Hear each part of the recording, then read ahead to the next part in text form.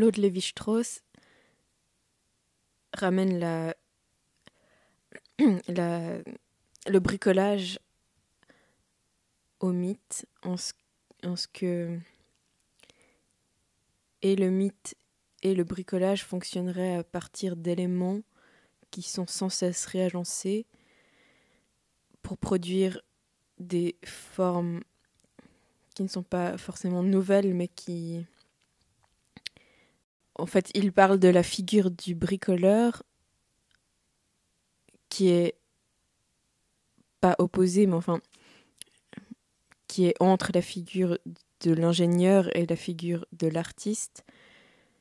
Et le bricoleur a à sa disposition un certain nombre d'outils, mais ces outils n'ont pas été conçus spécialement pour le but qu'il se fixe. Donc le but, ça ce serait ce que l'ingénieur fait. Il a des buts précis pour lesquels euh, il se donne les moyens. En fait, il va dessiner les outils qui vont lui permettre d'atteindre les buts qu'il se fixe. Tandis que le bricoleur il a à sa disposition un certain nombre d'outils et il va essayer d'utiliser ces outils indépendamment de leur fonction première ou de leur utilité absolue pour atteindre les buts qu'il se fixe.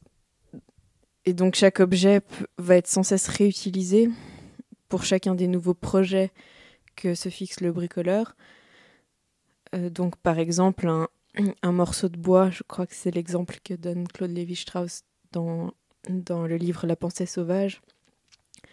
Un morceau de bois, par exemple, va servir à un moment de cale-porte, un autre moment, il va servir de socle, et ainsi, chaque objet que le bricoleur a à disposition est sans cesse réagencé dans une nouvelle organisation. Et chaque nouvelle organisation, en fait, prend d'une certaine façon en compte l'histoire de chacun des objets.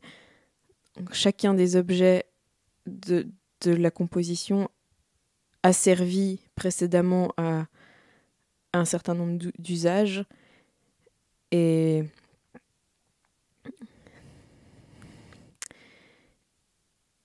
et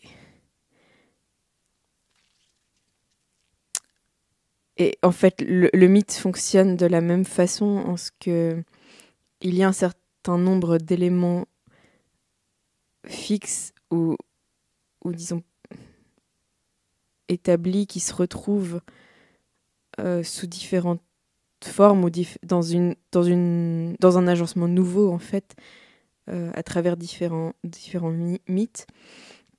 Et donc ce serait la même idée que chaque élément est sans cesse réutilisé dans un agencement nouveau et que chaque élément en tant que tel porte l'histoire de tous les usages